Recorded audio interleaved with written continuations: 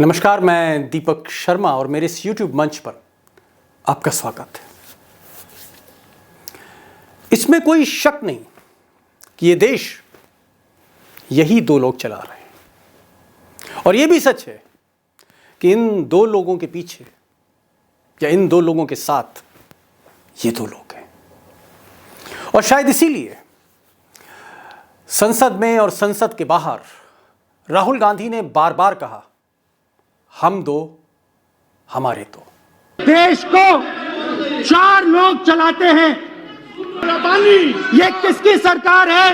हम दो हमारे दो की। अब साहब, ये हम दो और हमारे दो, ये तो एक टीम हो गई, ये तो एक ग्रुप हो गया, म्यूचुअल बेनिफिट ग्रुप, जो एक दूसरे को लाभ पहुंचा रहा है, फायदा पहुंचा रहा है।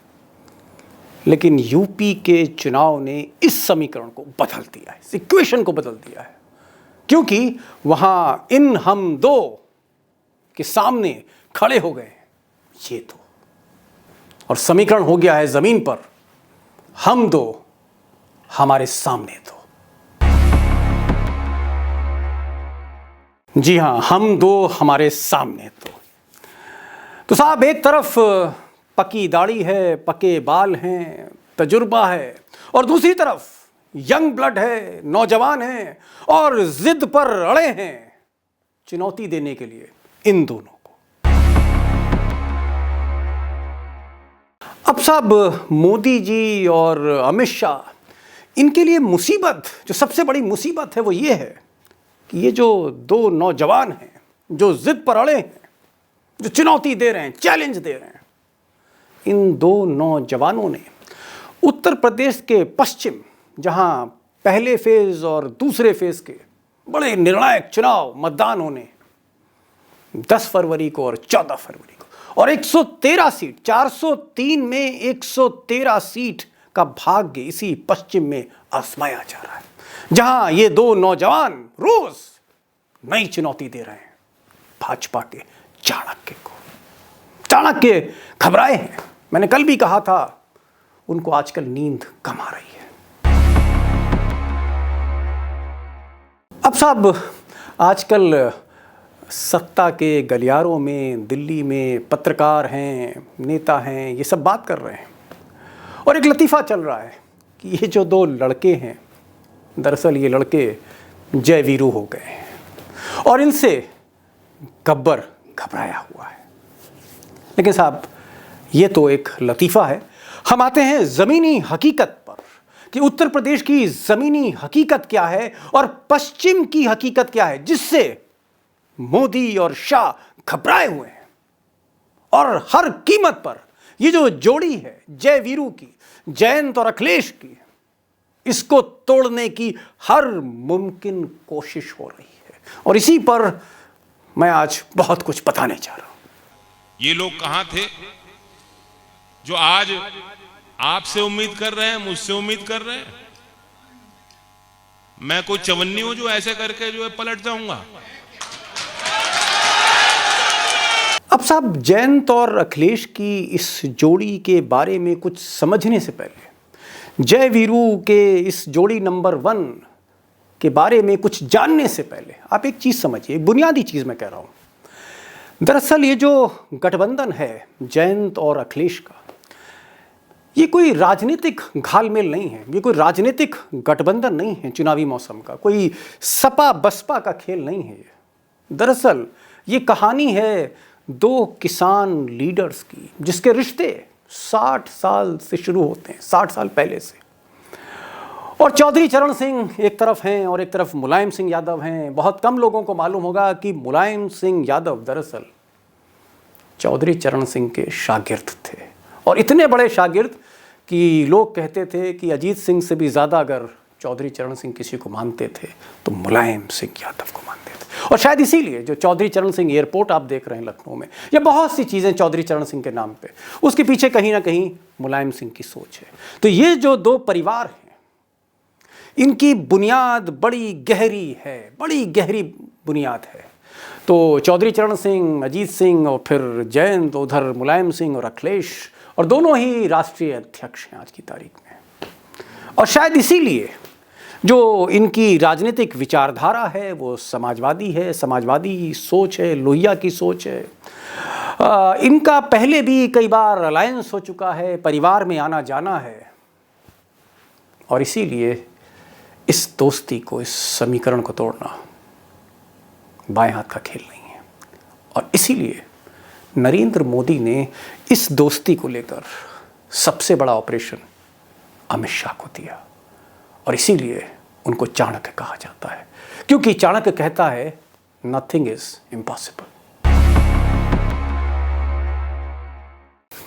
अब साहब, अमित शाह ने जो शुरुआत करी, शुरुआत तो उन्होंने अखिलेश यादव से ही की थी कि इन्हीं को डरा दिया जाए, और डराने के लिए कई पत्ते थे, ताश के कई पत्ते थे। एक पत्ता था सीबीआई का, सेंट्रल ब्यूरो ऑफ इन्वेस्टिगेशन का। कुछ जांचें थीं, उनको कुरेदा गया, फाइलें निकाली गई झाड़ पोंछ के, लेकिन बात बनी नहीं। उसके बाद दूसरी एजेंसी थी इनकम टैक्स और ईडी, और हाँ, एक नई एजेंसी जो शाह साहब लेके आए, जीएसटी इंटेलिजेंस, और निशाना साधा गया अखिलेश के वो लोग जो फाइनेंस देखते थे। पहले इनकम टैक्स के छापे हुए उनके कुछ इर्द गिर्द लोगों पर, और जब वहाँ कुछ माल नहीं मिला तो निशाने पर इत्र वाले आ गए, गलत जगह छापा पड़ गया पीयूष जैन के यहाँ, और उसके बाद बारी आई समाजवादी पार्टी के एमएलसी पंपी जैन की। छापे वहाँ भी पड़े, बवाल वहाँ भी मचा, मिला कुछ नहीं। और जब अखिलेश यादव का कुछ बिगाड़ नहीं पाए, उसके बाद बारी आनी थी जयंत चौधरी की। तो साहब, बारी आई जयंत चौधरी की। वो जयंत चौधरी जिनके सर से उनके पिता का साया कुछ महीने पहले कोविड के दौरान साया चला गया, पगड़ी पहना दी गई, जिम्मेदारी दे दी गई, अकेले हैं। और मेरे घर से, मैं यहाँ वसंत कुंज से लाइव जाता हूँ, आपको मैं दिखाता हूँ ये सारे जो वीडियोस बनाता हूँ। मेरे घर से कुछ दूरी पर ही जयंत चौधरी रहते हैं। बहुत सिंपल लाइफस्टाइल है उनकी, लगता नहीं कि टेक्सास में पैदा हुए हैं। और यही चीज़ अमित शाह को लगी।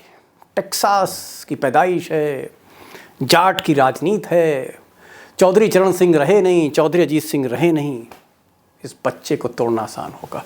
और इसलिए अमित शाह ने 3 लोगों को चुना। ये 3 तस्वीरें देखिए आप। पहली तस्वीर संजीव बालियान की है। बालियान जाटों के बड़े नेता हैं, मोदी जी के बड़े खास हैं, अमित शाह के बड़े खास हैं, पहले भी मंत्री थे, अब भी मंत्री हैं, राज्य मंत्री हैं मोदी सरकार में। बालियान, संजीव बालियान। दूसरे ये साहब हैं, नाम है सुरेश राणा, गन्ना मंत्री। और गन्ना मंत्री का मतलब जाटों की राजनीति, योगी के भी खास हैं, केंद्रीय सरकार के भी खास हैं, थाना भवन से फिर चुनाव लड़ रहे हैं। और तीसरे हैं प्रवेश वर्मा, एक बड़े जाट नेता हुए, मेरे भी परिचित थे, साहिब सिंह वर्मा, उनके बेटे हैं और एमपी हैं बीजेपी के। इन 3 लोगों को अमित शाह ने चुनौती भरा एक काम दिया, एक टास्क दिया। निशाने पर थे जयंत चौधरी। अब साहब, सुरेश राणा थे, उन्होंने भी कोशिश करी, फीलर्स भेजे जयंत चौधरी को, राणा साहब ने, क्योंकि गन्ना मंत्री थे और गन्ना के भुगतान को लेकर एक बड़ी सियासत पश्चिम में रही है। गन्ना किसानों के बीच में जो बहुमत में संख्या में जाट ही हैं, जाटलैंड में, लेकिन बात नहीं बनी और गन्ना मंत्री दरअसल बुरी तरह फेल हुए। हालत तो उनकी ये है गन्ना मंत्री की, वो अपने ही ज़िले में अब उनको जाट घेर रहे हैं, सुरेश राणा को। तो ये जो कार्ड था, जो गन्ने का आप कार्ड कह सकते हैं, जयंत चौधरी के इर्द गिर्द जो घेरा था, उसको घेरने की कोशिश सुरेश राणा ने करी। सुरेश राणा ने राकेश टिकैत और नरेश टिकैत को भी फीलर दिए कि शायद राकेश टिकैत को अपनी तरफ कर लें तो जयंत चौधरी की ताकत थोड़ी कम हो जाएगी, डाइल्यूट हो जाएगी।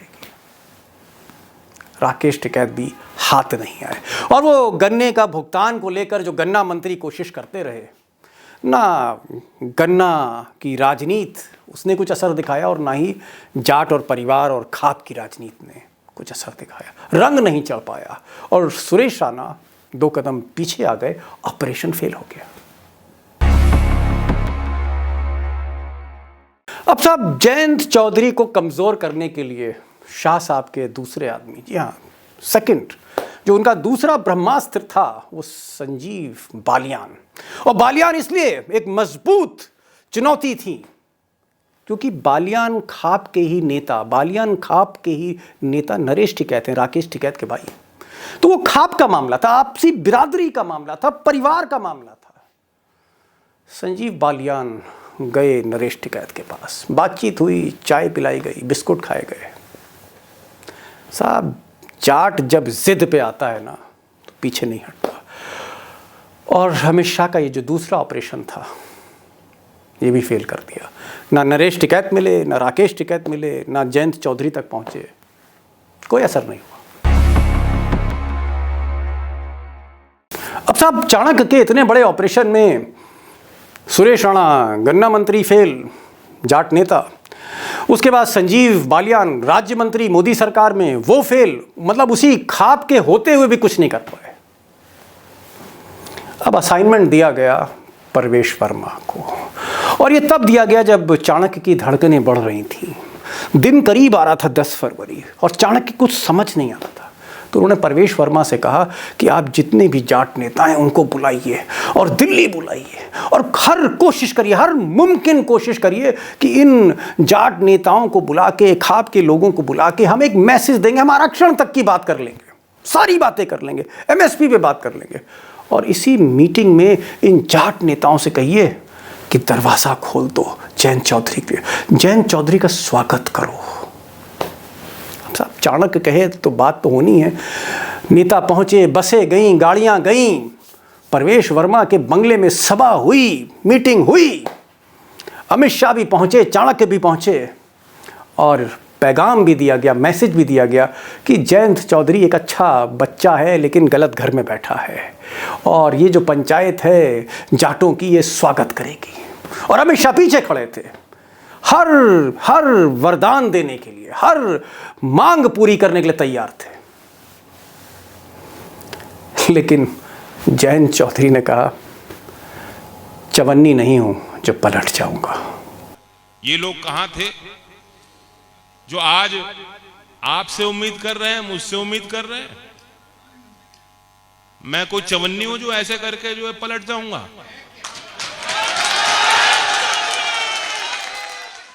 अब साहब बार बार जब ऑपरेशन फेल हो गए तो एक होता है ना कि निराशा में आदमी बहुत कुछ बिलो द बेल्ट कर देता है। जैसे आज अखिलेश यादव हैं, वो अपने हेलीकॉप्टर से, उनको मुजफ्फरनगर जाना था, मुजफ्फरनगर में वहाँ पर जयंत चौधरी इंतज़ार कर रहे थे। पहली प्रेस कॉन्फ्रेंस होनी थी फर्स्ट फेज़ में संयुक्त, और किसी न किसी तरह से अखिलेश यादव को रोका गया, डिले किया गया, उनका हेलीकॉप्टर ही रोक दिया। उन घंटे भर बैठे रहे उसमें, बड़ी मुश्किल से उनको इजाज़त मिली और फिर वो पहुँचे।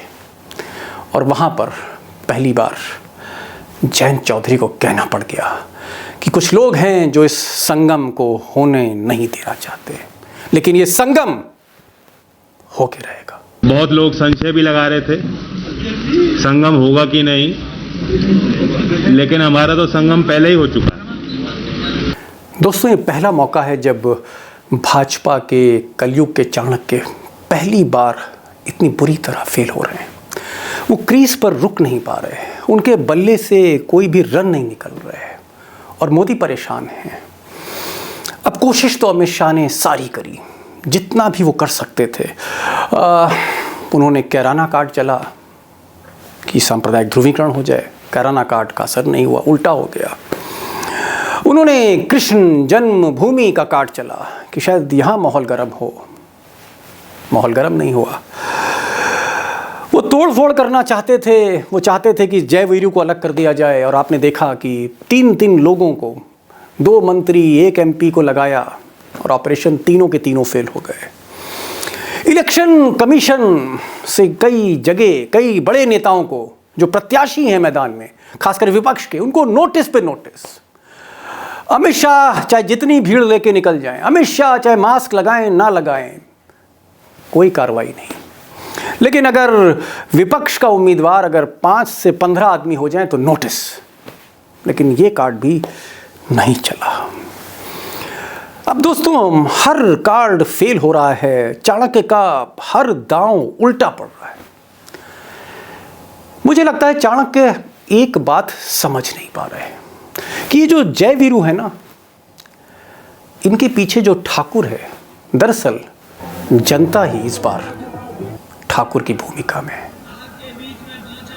आपके बीच में पहुंचा और उत्साह कम नहीं हुआ है। तो दोस्तों ये आज का एपिसोड था और आपको कैसा लगा? क्या आपको लगता है कि मैं जो इनसाइट आपको देना चाहता हूँ वो कम्युनिकेट कर पा रहा हूँ कि नहीं कर पा रहा हूँ? बिल्कुल अपने कमेंट्स में लिखिएगा, अपने सुझाव लिखिएगा। और आपके जहन में भी कुछ इस तरह के सवाल हों जिनका आप जवाब चाहते हो इस चुनाव में, निसंकोच आप कमेंट्स लिखिए अपने। मेरी कोशिश रहेगी कि मैं आपको जवाब दूं, उनको पढूं। और हाँ, एक चीज़ और कि अगर आपने इस चैनल को सब्सक्राइब नहीं किया तो तुरंत सब्सक्राइब करिए और बेल आइकॉन उसको भी क्लिक करिए। और ये जो बातें आपसे हो रही हैं, ये जो आवाज़ है मेरी, ये दरअसल आपकी आवाज़ है और इसलिए इसको शेयर करिए, ज़्यादा से ज़्यादा शेयर करिए, क्योंकि ये बात दूर तक जानी चाहिए। तो आज बस इतना ही, फिर मिलेंगे एक बड़े वीडियो के साथ। नमस्कार।